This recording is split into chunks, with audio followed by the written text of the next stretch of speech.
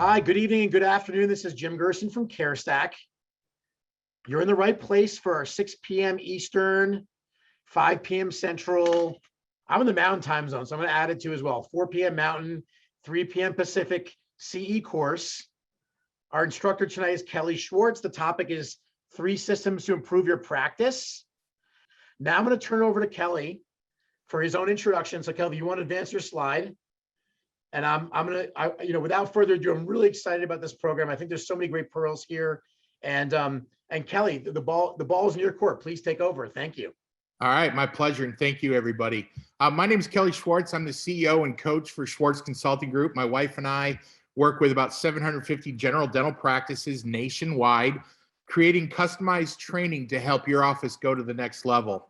So want to jump right into this tonight. I'm a real meat and potatoes kind of coach and not a whole lot of fluff and feel good. It's just here are some systems and tools that we know based on a proven track record of what your practice can do. Our practices are typically in the top 10% of the performing practices in the country by implementing systems that we've taught. So Jim, I want to ask you real quick, looking at this first slide, any idea what that photo is of? I would say that I'm going to go with the Matterhorn. That's my guess. It looks like the jagged peak. I'm probably wrong though. Nah, it'd be a good guess, but this is actually Mount Everest, tallest mountain in the world, right? And what does that have to do with anything? Well, Mount Everest is 29,032 feet. And as a college student and slightly thereafter, I had always had a dream of climbing Mount Everest. And so when I was a senior in college, I went out to Montana and wanted to be in the mountains, right? But when you're getting ready to climb something as ambitious as this type of mountain, if you will, Mount Everest, you need to be prepared, right? You can't just say, hey, I'm going to go and then climb the biggest mountain in the world. And there's a lot of similarities to opening a practice. You have to be prepared and know what's going on. So I didn't climb Mount Reynolds. I climbed Mount Reynolds, which is only 9,124 feet tall. And so I actually made it to the top. And if you're looking here, we started off here. This is an area called Logan's Pass, goes across this, what's called the Camelback. And we went up and around the backside and we ended up here. And a lot of this climbing right here is through what's called scree fields. And I don't know if you know what scree is, but scree is a lot of boulders and rocks that have broken away from the main mountain / glacier. And they're really hard to climb through, even though it's not risky, if you will, but it's one of those things where when you take one step forward, you slide back 3 feet because everything kind of moves down, if you will. But there are some kind of crazy parts where we were climbing and we were right on the edge, if you will. You can see kind of right here. And as we were doing this, it was a fun trip. We left at like 6:30 in the morning, right when the sun was coming up, which was beautiful. By lunchtime, we were on the side of the mountain. By mid-lunch, we were almost to the top. And by mid-afternoon, we were at the top, which was the difficult part. But then we made our way back down all in one day. But when you're getting ready to climb Mount Everest, any idea of how many choices you have to climb that mountain, Jim? Well, it looks like there's one route. I mean, but I feel like I'm 0 for 1 on the questions. Oh my God, 18 named routes. 18 named routes. Kelly, right? Calling Jeff Daly next. I'm done. I failed. It did surprise me too, Jim, but having 18 different routes just means there's a lot of choices. Just like running a dental practice. You mentioned different software, different hardware, different coaches, different things that you can do to help you get to the top of that. But what was really amazing to me is when I was doing some searches about what's the most popular route up to Everest, but look at the other two. Which route is the easiest and which route is the hardest? Climbing Mount Everest already is hard. Who would intentionally pick the hardest route? I mean, you got to be crazy, right? But it did kind of surprise me that there's different ways. But in dental practices, sometimes people take the hardest route to success, and we want to kind of help them. But if we're getting ready to plan, one of the first things you want to do is you want to hire a Sherpa, right? And what are you getting with a Sherpa? A Sherpa has experience. They've been to the top before. They've seen it. They understand the risk.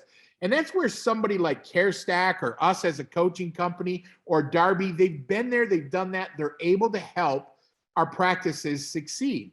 So what is it that a Sherpa does? Well, the Sherpa monitors the conditions of the weather. They're able to rescue you when you get in trouble. They help you develop a plan to go from point A to point B, or in this case, Camp 1 to Camp 5 to Summit.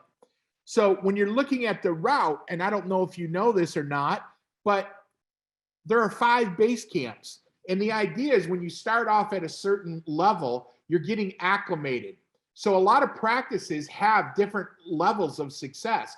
They get started and they're all excited and they're trying to figure everything out. And then the second step, they're getting a little more comfortable and they're getting comfortable with their team. And then the next step, they're becoming successful and consistent. Then that fourth step is they kind of got a dragon by the tail and they're trying to see what they can hang on to and bring in terms of production and collection. And then that fifth step is when they're really got it going well and they're consistent and or maybe even looking at their exit strategy.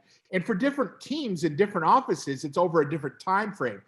But gonna give you one more chance, Jim. If we were getting ready to go up to the top, I was gonna ask you, but I already hit the slide. How long do you think it takes to go from base camp to Summit? And it's 2 months. It's in stages. You're on mute. I was saying 2 months. Yeah, it's 2 months. There you go. You got it. It's 2 months to go to the top, right?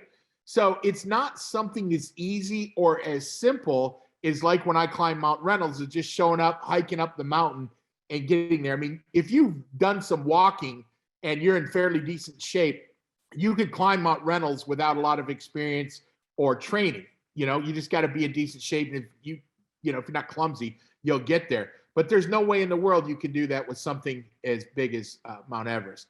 So another surprising fact on this is what it costs to be successful. So the price range for a standard support climb is $28,000 to $85,000. Is there a big difference there, Jim? From 28 to 85? Tremendous range there. If I was going to trust my life, I would not want to go with a value player here. I'm not going with the $28,000 option. You're talking to the choir here with me, because that's exactly what I was thinking. Why, when you're trying to do something so major and buying a practice, running a practice, doing everything, why would you want to cut corners with your livelihood, right? So you want to invest in what's smart and makes sense, because not everybody makes it. On Mount Everest, there's what's called the death zone. And what causes you to get there is a lack of preparation. You're skimping on the cost like you talked about. You didn't prepare in conditioning. You didn't have the right equipment, nor did you have the right training. And most people don't die when their practices fail, but it sure as heck feels like it, right? It's a stressful thing that you're trying to do. So we want to try to help you have the tools so you can get to the top. Over 1,000 people attempt to summit Everest every year, and only 500 climbers actually make it. 50%. Now, if I said, Jim, let's go into business together, we got a 50-50 chance of making it, to the top and bottom with some major risks if we fail. Not a lot of people have one of the stones, if you will, to get up there and go for it. Right. But they do, right? They actually do. And I love it. I mean, I'm one of those guys where if I was the same guy I was in college with 200 grand in my pocket, I would be going for Mount Everest. Right now, I'm only going to Everest if there's the Burger King up on top. Okay. But the goal of the Sherpa is really to get you to the summit and back safely, right? And that's why I love working with teams like you at CareStack and with Darby. Is I know you've got the backs of the clients, and we want to try to help get your practices going, be successful, run smoothly. Okay. So we talked tonight that we're going to go over 3 systems to help you out. This is your game plan, where you want to get started. So many offices, when I talk to them about a morning huddle, I'll ask, do you have a morning huddle? And it's about 50-50. But what surprises me every time is when I ask why they don't. They say it's monotonous, the team don't enjoy it, it doesn't seem to have a purpose. Well, it doesn't have a purpose because you didn't set one, right? So habits, which is a morning huddle, we found that when you look at common denominators of successful dental teams, 3 of them, of the 3, morning huddle is the number 1. They start the day off with a plan. And if you think of morning huddle like a habit, if you got up every morning, went for a walk or a run, ate healthy, and then started your day, that's a good habit, right? That's a habit you want to repeat. But if my morning habit is getting up, having a cigarette, eating a pound of bacon, and watching TV and then going off to work, probably not the best habit you want. But you do want to have some consistency. So we have taken what we call the 10 most important items that we should be focused on. And yes, they're habitual, but they're very, very intentional in what we're trying to do. So different members on the team are responsible for different areas of the morning huddle. But the first thing we want to talk about is, are we going to make our goal today? So if we're climbing Mount Everest, our goal might be, we want to go up to base camp 2 by a certain time and then get back to base camp 1. And if we do that safely, we've made our goal. Well, are we making goal today? All I'm asking my office manager, who's controlling our schedule, if our goal is, say, $7,000, are we at or below or near that number? So it's yes or no by however many dollars. So if our goal is $7,000 and we have 7,500 on the books, then as a team, we know we just have to do what you put in front of us. But if our goal is 7,000 and we have 6,500 on the books, then how do we generate an additional 500 revenue so we can make our goal? The next question is, did we make goal from the previous day? We want to give a reason to celebrate. So we started off with 6,800 on the books. We actually did 72. Great job, team. A little moment of rah-rah, if you will. And are we going to make the goal the rest of the week? What I'm looking for here is the dollars scheduled for the next 5 days. So if 7,000 is our goal, we're over by 200, under by 300, over by 500, under by 200. But for the week, we're averaging $100 over goal. So we really can't afford to have openings, but we don't have to jam anything in the schedule as well. Now, real quickly, why would this be important? Well, as the doctor, if I've got 2 hours of hygiene downtime, and I do want them filled, but we're $1,000 over our goal, why would I spend 3 hours of manpower trying to fill 2 hours of opening when we're already over a goal? I would use that 2 hours doing something a little more productive. We want to know where we stand at all points in relationship to our goal so the whole team can help. The second item that we look is, when is the first available productive and non-productive appointment? And I'm talking about on the doctor's schedule. So we teach what's called block and release scheduling. So we have a plan for our goal for the day. So again, let's say it's $7,000. We want to be at least up to $1,000 over, but no less than 500 under. So when we're looking at that next productive, we might set up to do 3 crown and bridge procedures or crown and bridge equivalents in the day. So for simplicity, we call a productive appointment one patient needing more than, say, $800 worth of work. So we've got 3 big blocks in the day. Our non-productive are basically everything else. Now, why would that be important? Well, when the doctor is diagnosing, and Jim, you look in my mouth and you say, Kelly, you need a crown, let's get you in as soon as possible. Sure. Well, if I'm talking to Jeff, who really cares about dentistry, or I'm sorry, Jeff needs a crown, and I tell Jeff, let's get you in as soon as possible. Jeff doesn't care about dentistry. Jeff's going to want to do that sometime next year, if at all, right? But Dan, on the other hand, I tell him he needs a filling. Let's get him in as soon as possible. Dan's thinking he wants to get in tomorrow. And if I don't have a spot in my schedule for 2-3 weeks, Dan's pissed off because he can't get in right away. As soon as possible is left up to the patient's interpretation, right? So instead, if I know as the doctor, my next crown is this week, I'm going to say, Jeff, can we agree this tooth is broken, fractured, and you want to save it? He says, yes. Well, Jeff, you're going to want me to do a crown. Let's get you in no later than the end of the week. With Dan, who needs fillings, and I know I'm scheduling out 2 weeks, I can say, Dan, you've got a couple fillings that are important. Let's not wait any longer than 2 weeks. I know I'm booked out that far. Don't be concerned, but let's get you in that time frame. So we're saying what we specifically mean. We don't want to say things like, Jeff, when you're ready, let's get this done, or Jeff, as soon as it's possible. That puts the ball in their court. As the dentist, I want to know when my openings are. I also want to know that my appointment manager is aware we have goals to meet and that they're aware of what we need to do to fill it. So we put systems in for follow-up and so forth. But that's why the whole team needs to know productive and non-productive. So if I'm paying attention in the morning huddle and I'm not just there, drinking my coffee and thumbing through my Facebook post and talking about what happened on the Real Housewives last night, if I'm a staff member and I'm paying attention and Dr. Jeff comes in and says, well, Kelly, let's get you in as soon as possible. If I'm the best of the best as a hygienist, I'm going to say, well, Dr. Jeff, when you say as soon as possible for Anna, did you mean this week or next? Because I know when your openings are. And when I tell Dan he needs his fillings as soon as possible, I can jump in and say, doctor, you're aware we're scheduling fillings about 2 weeks out. Will Dan be okay? So the patient is getting a uniformity into what we're talking about. Because as soon as possible, Jeff, I need you to come over and help, Jim, I need you to come over and help me clean out my garage as soon as you can. When are you going to come do that? Oh boy. If someone asks me to help them move, maybe never. Yeah, I'm always busy when it's going to the airport, right? So we want to be specific with our time frame. The next is, how far out are we looking at for scaling and root planing appointments? If I'm looking in a patient's mouth, and most of my offices, we block an hour and a half for 2 quads of scaling and root planing. I want to know where those blocks are. Now, if I look in your mouth, Jim, and say, hey, you've got periodontal disease and you want to save your teeth and you want your gums and mouth to be healthy, but we're currently scheduling 3 months out. How do you feel about that? Yeah, I don't feel good. I basically told you you have a disease. It's important, but we can't see you for 3 months. Right. So I like to make sure when we're talking to either a new patient, which I'll talk to about in a moment, or scaling and root planing, we set up blocks to get them into our hygiene department within 8 working days. Okay. Because people are only motivated for a short period of time.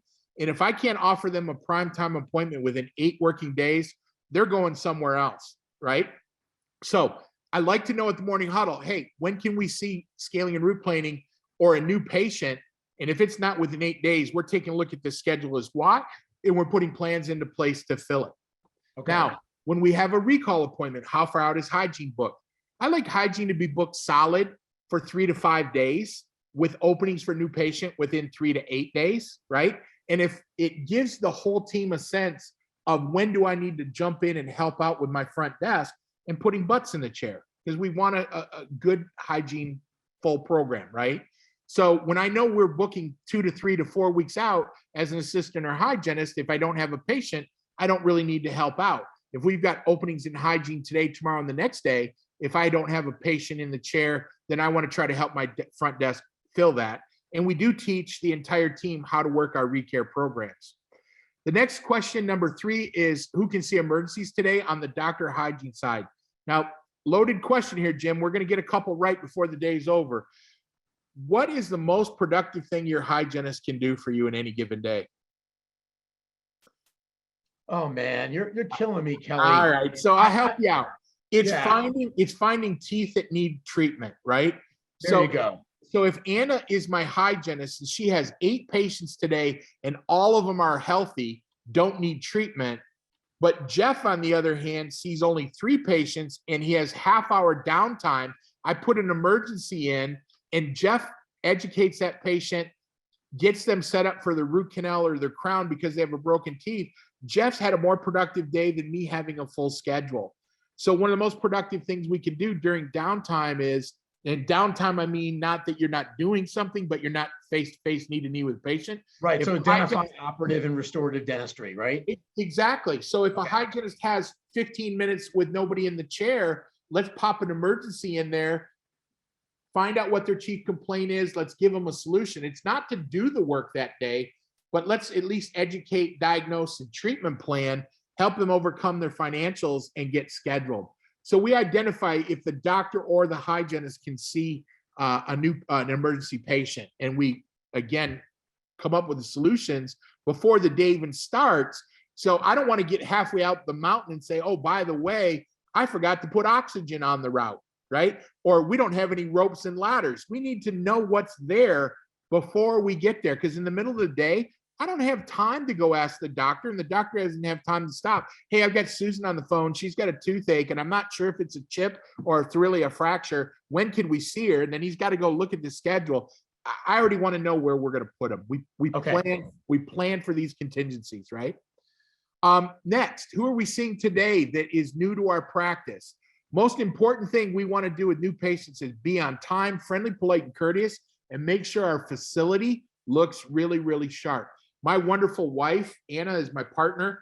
She knew we had this going on today. She knew it was important to us all. She made sure she hung some little Christmas decorations behind us. She made sure we had our logo on our TV. She made sure everything looked really good. You don't see any crap laying around right now. She makes sure that if you're coming over to my house for the first time, and I love to have company because she's always going to cook the best meals and the house will be cleaner than it's ever been.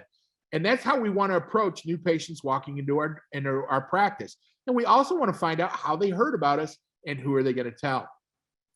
Hey, Kelly, I'm going to throw a poll up here so we have a good idea of our audience. Sure. And I know you've got so much good content. We got to keep you moving here. I know we've got you've got about 25 minutes remaining, just as a heads up. Okay. So I'm gonna throw up the first poll here so we get a sense of what our audience is comprised of. And this is an anonymous poll, but will help kind of guide us a little bit in our discussion. So awesome. Back to you. Sorry about that. That's not a problem at all. So number 5, most practices want more new patients, but yet they do not do the single thing that is easiest to get more new patients, and that is to ask for a referral of another patient or to share their experience with their friends and colleagues, like without Facebook or so forth. So Jim, if you were in my chair today, I'd say, Jim, I don't know if I've ever given you a chance to tell your friends about us, but would you mind jumping onto Facebook or Google and writing a review? Or would you mind letting me get a quick video? Tell us what you like about coming here. And the biggest compliment you can give me, Jim, is, can you tell one of your friends or family members to come in and take care, come see us? So we want to make sure that we're intentionally asking for referrals on a previous day. So in the morning huddle, I always joke with my teams when we're in their office training. I'll say, you worked yesterday, you saw patients. They'll all say yes. How many of you, by show of hands, ask for a referral of a friend or family member? And they'll generally not raise their hands. And I'll say, well, guys, you got what you asked for. If you don't ask, you're not going to get it. So we got to make sure that we are doing those types of things. Okay. Number 6, the hygienist and the assistants should have reviewed the charts to see who is coming in that still needs work and has not scheduled. So if I'm the hygienist, I'm reviewing my charts, making sure anybody who needs treatment, I'm able to say at the morning huddle, Jim, Anna's coming in, she still needs a crown. Logan's coming in, he needs a couple fillings. Susan's coming in, don't forget to wish her a happy birthday. So we're prepared for who's coming in. We're not putting the patient in the chair and then trying to figure it out. We're going in with a plan. Now, let's say Kylie's coming in at 10 o'clock and our records show she doesn't need x-rays, doesn't need work, and she's been healthy. Well, then I'm going to focus on building more trust, rapport, and relationship to get her to refer a friend. So everything is very intentional with what we do. So Kelly, we've got a question that's really selling into this slide. If I can interrupt you for a moment. A principal dentist owner asks, what do you do with a morning huddle if your shifts are staggered? So I interpret that as maybe there's like an AM and PM shift in the practice. Sure. So, and sometimes you'll have part of your team coming in at this time, part of your team coming in at another. So if, let's say, you and I are partners and you and I start 2 hours apart, I'm going to have a key front desk, an assistant, and a hygienist that I'm responsible to huddling with me. And then everybody who comes in sort of on the second shift, or if you think of a football team, somebody comes on the field after the play's been called, their responsibility when they walk in the door is to talk to their counterpart as a hygienist, assistant, or front desk to find out what they missed. And then when they leave today, they give that information to whoever's going to be at tomorrow's huddle if they're not there. Now, sometimes we have huddles by team. In other words, Jim, you huddle with your team, I huddle with mine, and then there's someone who collaborates. But the idea is we want to customize this to fit what works with your team. But that staggered shift is one of the biggest obstacles. So guess what most teams do? Nothing. Well, even if I can have a huddle with the majority of my team, it's better than not at all. Okay. So the next step, step 7, which patients, if any, did we see yesterday that didn't do treatment or did not schedule? The idea of this is we want to assign follow-up. Now, most of your practices don't know.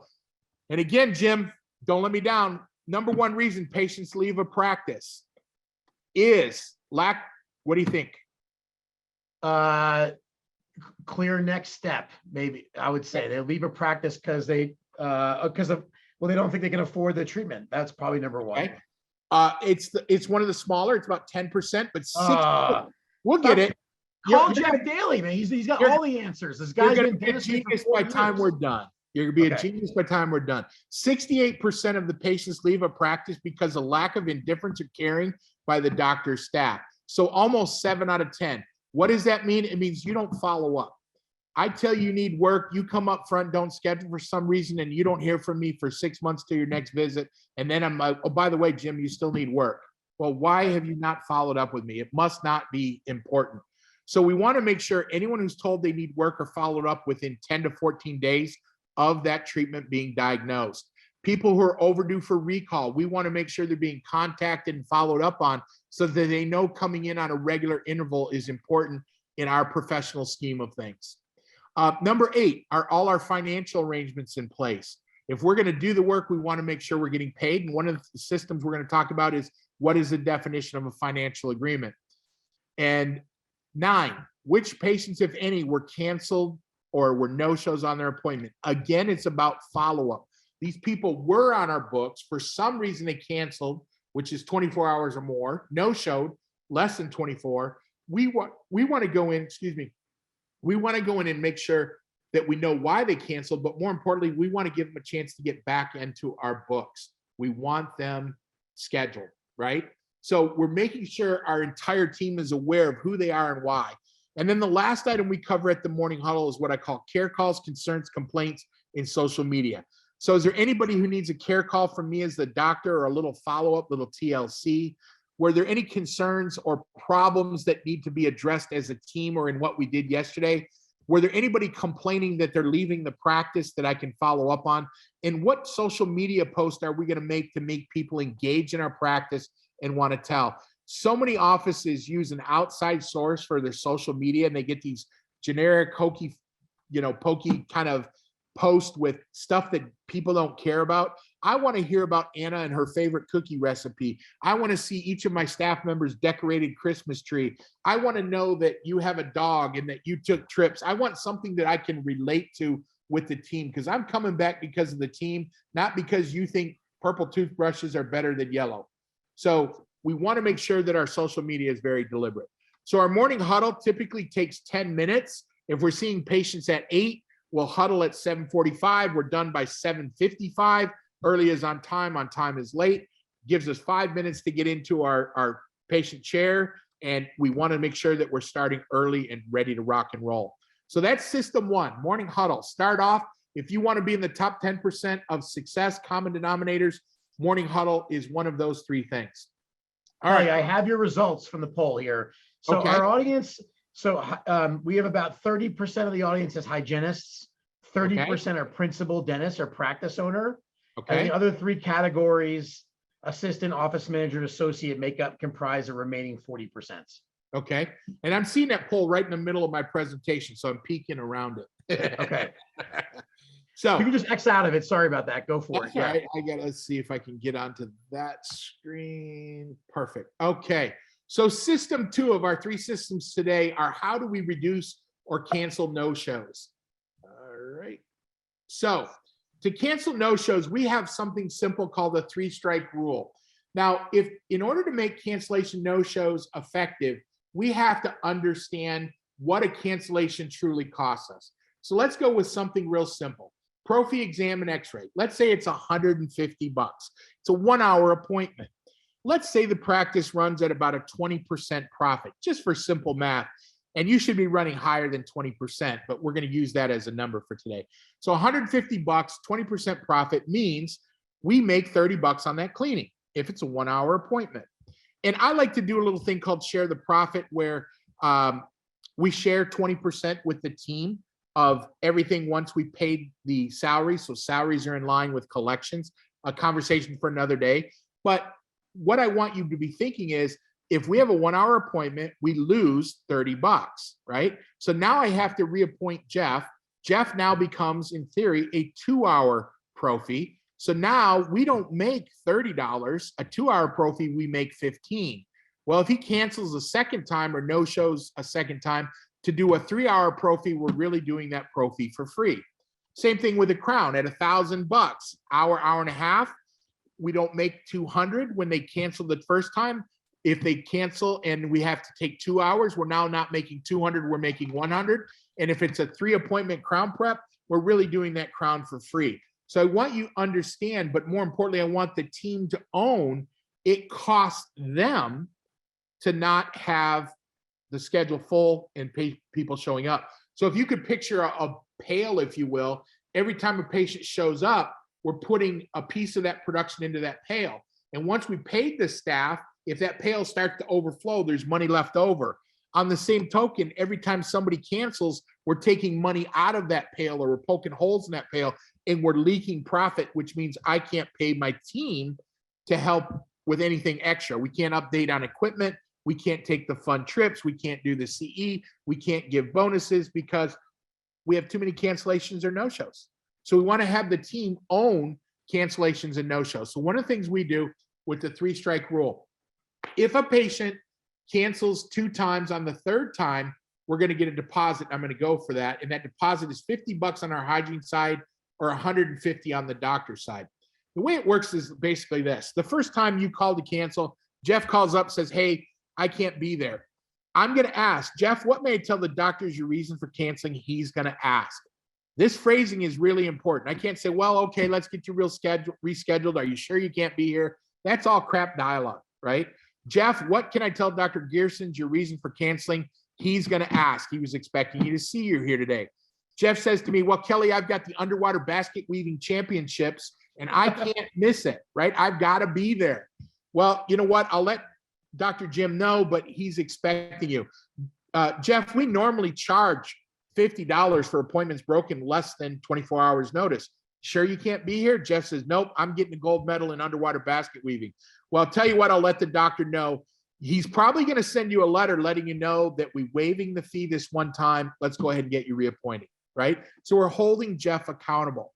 The second time, if it's like a speeding ticket, if you've canceled 2 appointments in an 18-month time frame, or you've not had 3 visits to our office without canceling, you're now going to strike 2.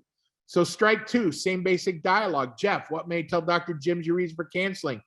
He's going to ask. Jeff says, I don't care what you tell him. I'm not going to be there. Well, I'll let him know, Jim, but we normally charge $50. If you cannot be here today, we will require either a check that we can hold or a credit card of $50 to reserve your appointment. And we will not charge or cash that check unless you don't show the 3rd time. Jeff says, well, I'm not giving you a check and I'm not giving you a credit card. Jeff, the other option is we put you on our same-day call list. Call us when you know you can be in. If we have an opening, we'll work you in. Jeff says, I'm not doing either. I'm going somewhere else. In my opinion, FedEx that chart wherever he's going, because he's already proven twice he doesn't care. He's not going to be there. And by doing it the 3rd time, he doesn't value what we do. So I don't let there be a 3rd strike, right? So if I go up to bat in the World Series and I strike 1, strike 2, strike 3. Oh, wait, I didn't mean to swing on that 3rd one. The ump doesn't care. Back in line. You know, you're batting 9 players later. So we want to make sure that we have a good, reliable system.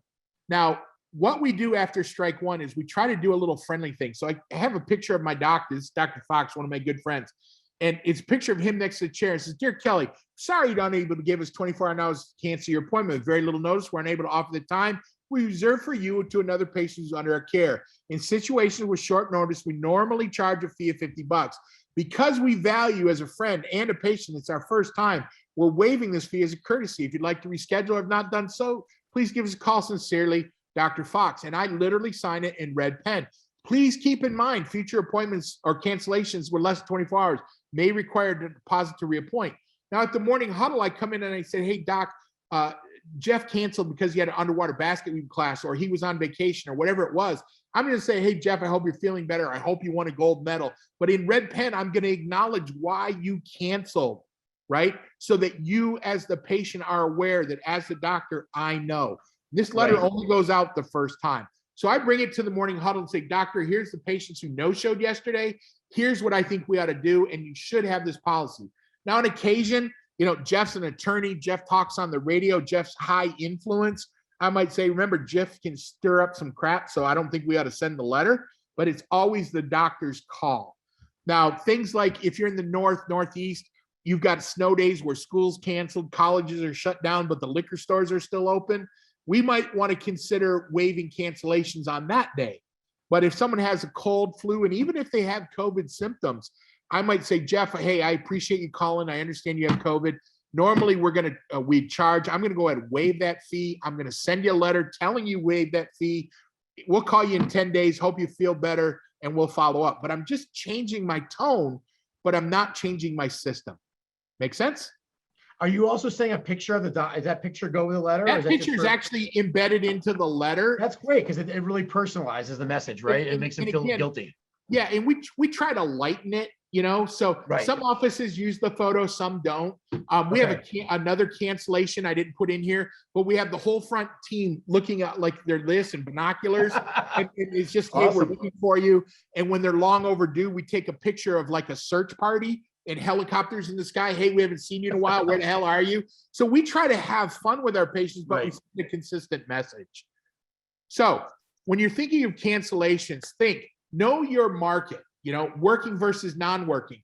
If you're a 9 to 5, or, do I have appointments at 6 or 7 early in the morning, or do I have, 5, 6 at night? Reconsider your schedule so that you can capture patients to be open when they're there. Be open to patients, aren't tied up, if you will. Have your hygiene appointments, again, what are your hours? Are you capturing? If, like, I was in an office the other day in Greenville, South Carolina, and they're right downtown. Their busiest times are first in the appointment of the day and lunchtime, because people want to walk over to their office from their downtown office. And one of the biggest problems that I see, our hygienist team give the patients permission to cancel. So here's what Jeff will do. Jeff says, Kelly, let's go ahead and get you scheduled. And I say to Jeff, I really don't know my schedule. I'm traveling all the time. And Jeff, as a hygienist, says, well, Kelly, let's go ahead and give you an appointment so you've got it. But if you need to cancel, give us a call. No, don't do that. Jeff, I understand you're busy. Tell you what I'm going to do. I'm going to set a reminder to call you in 5 months for your 6-month cleaning. What day and time is best to follow up with you? And I'm going to set a reminder. And is it on your cell? So I'm going to make a note for myself in CareStack to follow up with Jeff 5 months from now on his cell after 3 to get him appointed. So I don't give patients an appointment and permission to cancel. I set up follow-ups to make sure we're getting them into the schedule so that they don't cancel. Okay. And Kelly, we got some questions coming through. I think it's best if everyone, please, we want the questions. They're great, but let's put them in a parking lot, Kelly, because you're on a roll here. This is good stuff. All right. Yeah, I've allowed for some time at the end here to take some questions. So system 3 of our 3 systems, our third and final system of being successful is help patients find a way to get the work done.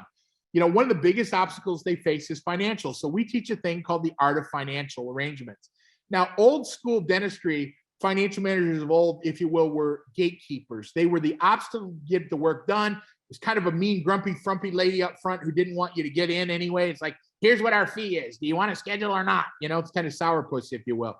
Well, financial managers of today help people get the smiles they deserve and the smiles they want. They find a way to get the money so that they can do the work. So one of the things that you want to understand is, why do patients say no? So I know you know this, Jim, but it's money, fear, and lack of belief, and money being one of the biggest reasons. And what I've really found with the 750 practices we work with is they're not usually saying no, they're saying not yet. So we have to help eliminate a couple of these obstacles. So let's say you need a crown, and Kelly, what's a crown cost? And I say it's $1,000. And their first thing is, what? That's a lot of money. Well, my question is, compared to what? Right? What do you own, Jim, that you spend $1,000 or more on? No, what did you spend more than $1,000 on that you use every day for 10, 15, 20 years that still looks good? Nothing. Yes, well put. I hope my ring is well under that. I hope you bought your wife a pretty ring. That would be one. But for me, mine's like $200. Yeah, so. You spent more than I did.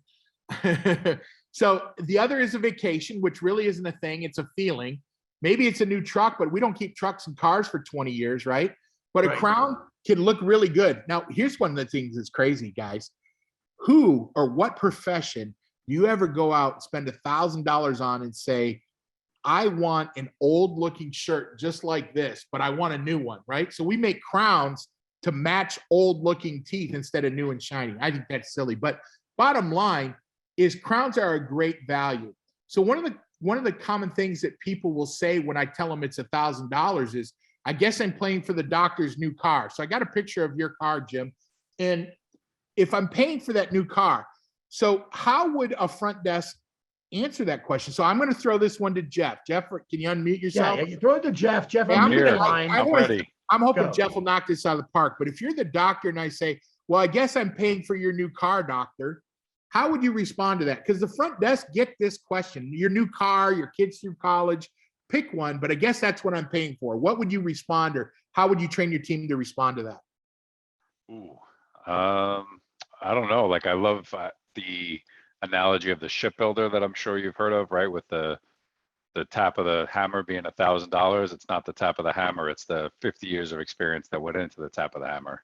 Agreed, but the patients still think it's all going to you because you have that experience. So here's what I like to say. You know, Jeff, actually, if Dr. Jim wanted to pay for a new car, put his kid through college, he would tell you to do nothing, because doing nothing costs you even more. Aren't you glad Dr. Jim caught that before it became a problem? Think of how that just took out of the patient's sale, right?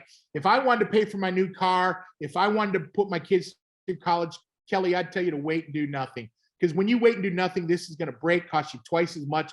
Then I could put my kids through Harvard instead of, you know, MUSC, right? So it's a major, major difference.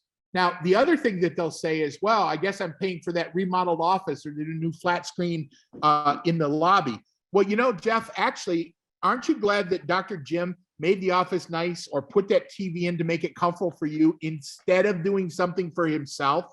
He could have bought a lake house for what he spent on remodeling the office, but he wanted it to look great for you. So you wanted to come here and get the care you deserve.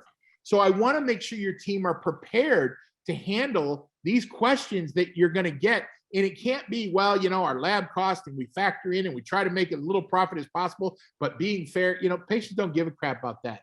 They just want to know that you're taking good care of them.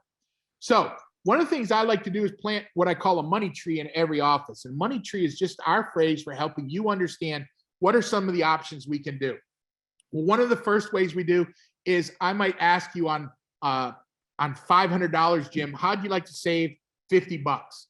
Jim says, that would be great. How? Well, by paying it all up front today, it reserves your appointment. We know you'll be there and it saves you $50. So I'm going to take $50 off. I am going to put on my claims form, patient minus $50 or minus $50 patient cost, so that the insurance company is aware. So on the up and up. But yes, I do give a prepayment allowance for patients who pay in full.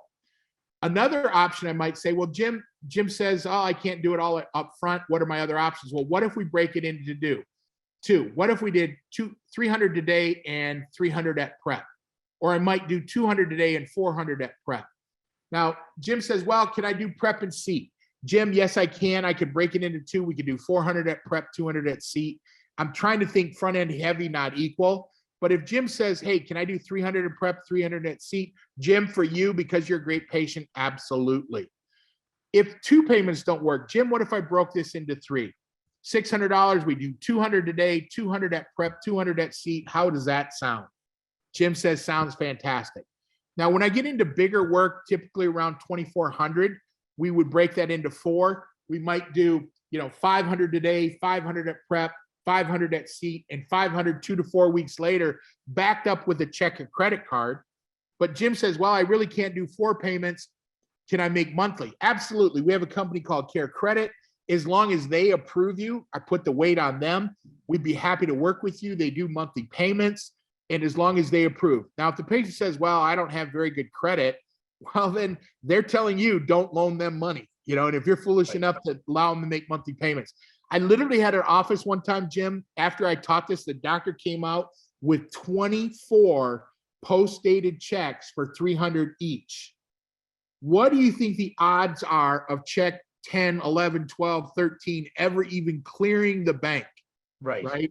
So don't do post-dated checks. So what we're doing, and you can fluctuate your money tree to be whatever you want, but we want to be thinking a few simple things. One, we want to be thinking front end heavy, not equal. We want to think, try to get something today. We want nothing over 90 days from the start of treatment without a check or credit card backing it up.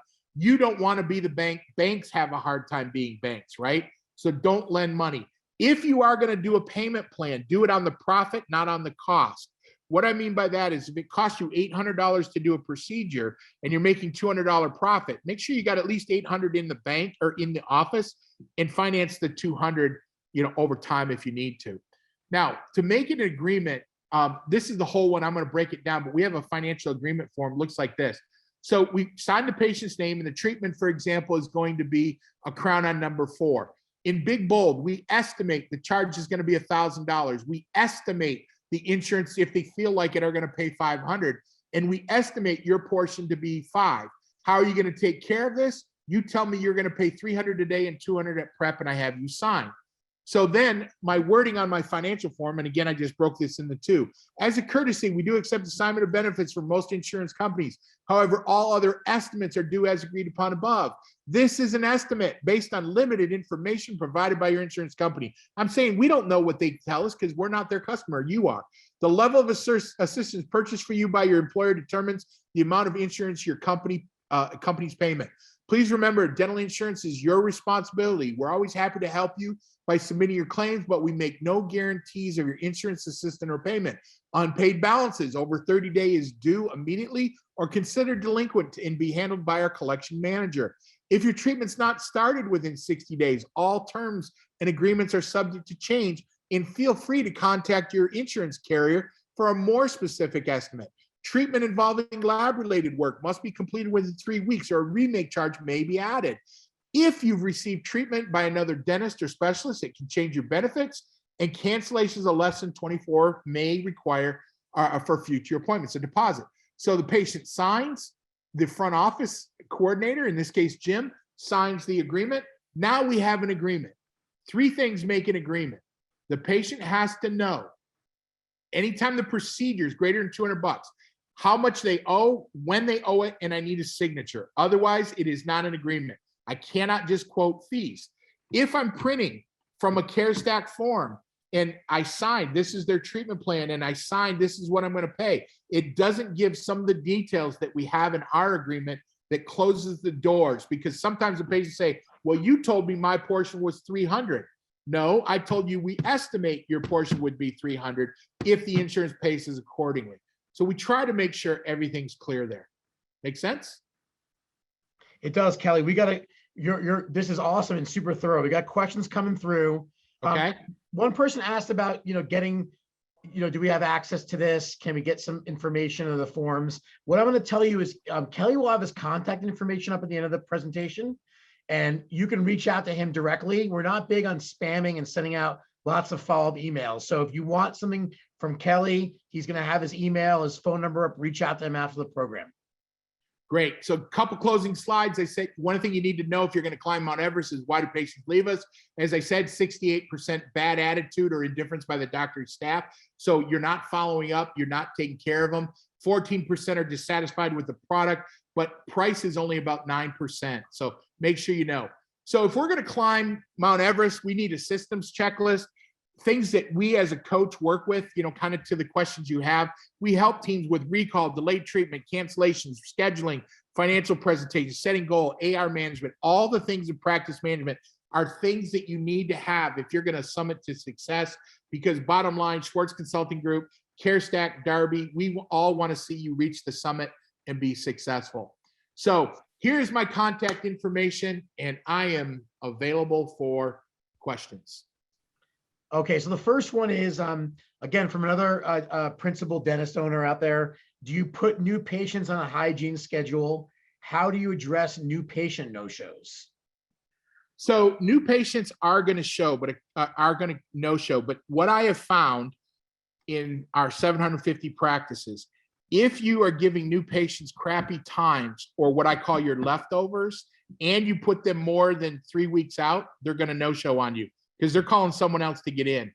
So what I like to do is block, we look at your numbers. What are you averaging for new patients? Let's say you're averaging 25 new patients a month. You're working, 16 days. So we're going to block roughly 2 appointments a day, one first thing in the morning, one at the end of the day, making it as convenient as possible for those new patients to get in. When you call, I'm not going to say, well, we have this time and this time. I'm going to ask you, Jim, do you prefer beginning or later part of the week, morning or afternoon? And then I have this day at this time. So Jim, you've given me 3 choices and I put you at one of those times that work. Now, again, yes, I do put them into hygiene, but when Jim calls up today to make his appointment in 2 weeks, the dentist tonight on his way home is going to say, hey, Jim, I just want to welcome you to my practice. Say, thanks for choosing us. Anything my team or I can make sure to do to make sure you have an exceptional experience. So I'm building a little rapport that gives me a better chance of you showing up. Good suggestion. Another question. Again, there's some coming through, but this is the time. If you guys have questions, please put them in there. We'll probably answer 2 or 3 more. So we have an individual asking, you mentioned at the beginning of the onset that you're consulting, over 700 practices in your time. What's a pitfall or a trap door that you see practices, new practices or established practices continually falling into or stepping into that really limits their ability to be successful? Yeah, it's not having these systems I put up on the screen. If you look at a professional football team, right, Jim? These guys have been playing football since they were 12 years old or younger. They practice 5 days a week and they have a game once a week on Sundays for about 14 weeks, and then they practice, train, and lift. Dentists are inverted. Dentists have game times 5 days a week and they don't spend any time practicing or training or getting in shape. So the biggest pitfall I see is a lack of follow-up or good systems that the entire team are aware of. Recall keeps butts in the chair, which gives the doctor opportunity to find and create work and take care of people. When patients don't schedule their treatment for one reason or another, not following up on it. And then again, with financials, not helping a patient find a way to get the work done financially. So it's good systems, good follow-up. And again, the number one thing that's overlooked by most teams is having a friendly, caring staff, because if you're grumpy, frumpy, and don't want to be there, neither will your patients. Thank you. Well put. So from a business manager, what are some of the key systems for specialty offices? Would need a little more specific with that one. But again, the concepts are the same. Make sure that you're following up and meeting the expectations of the patient. So the majority, depending on the specialty, they're being referred in. So you want to greet and welcome them before they even have an appointment, right? If they're referred, make sure their information and questions are addressed as quick as they can, getting them in timely, making sure they understand the benefits and or consequences of doing treatment, make the financial expectations clear and understood, and then follow up that you met their expectations at the end, and then keep the patient that is referred to you, if depending again on the specialty, make sure that you're following up with that GP that you can take care of them as well, thanking them for the referral. So the follow-on to this is the person who asked the question said that their practice is implant, full arch specifically. So I don't know if that changes your answer or you want to modify that at all. Not a whole lot. No, okay. It's still basically the same. So a follow-on question in this kind of same vein from a specialist. What is if you notice there's a trend with a specific referral that their patients seem to cancel at a higher percentage than other referring dentists? Is there any kind of talk track or way that you suggest that they address that with that office in specific? So kind of 2-part. First is, if you were referred to my practice by a GP or whatever source you were referred, as soon as you make an appointment, as the dentist or a key staff member should call you up and say, hey, Jim, I'm looking forward to meeting you. Your dentist referred me. Just, want to make sure that you're taken care of. So looking forward to seeing you Thursday at 2:00. Can we count on you to be there? Right? That's the first part. If you're getting a lot of cancellations and no-shows from a particular practice source, then I would, maybe that practice source is scheduling for the patient while they're standing there in the reception. I might encourage that practice source to let the patient call your practice directly. Because I've seen a lot of GPs don't pick up the phone and make the appointment for you. And the patient's sitting here in my chair, they feel obligated to make an appointment, but they have no intention of actually coming. So I like the patient to actually call the specialty office themselves not to have the front office call and schedule for them. So I want to thank Kelly, an amazing program. Kelly, you have your contact information. If you're looking for, you want to have a follow-up dialogue with Kelly, you want to understand his services a little bit better, please reach out to him. Kelly, what's the preferred mechanism? I guess all of these work. But is there All of one them work, better- but my website, kellyschwartz.com, has all my contact numbers. You can email me, kelly@kellyschwartz.com. I just noticed that's not on here. I'm gonna have to fire my wife for this one. But kelly@kellyschwartz.com is my email. Reach out to me. I'll be happy to do a snapshot of your practice, kind of talk about what you're doing. I send you some paperwork. We can have a conversation, possibilities on the phone, but happy to help in any way I can. Thank you so much. So it was a great program. I want to thank Jeff Daly from Darby for also sponsoring the program and thinking of our CE code. So thanks everyone so much for your time tonight. Congratulations. Kelly, thank you so much for a great program. Thanks for Thanks, having Kelly. me. Look forward to doing more with you. You Thank you, got it. Have a Kelly. great evening. Thanks, Jeff. Everyone, take care. Appreciate it. Thanks, everybody. Bye, Have a everybody. good night. Bye. Bye-bye.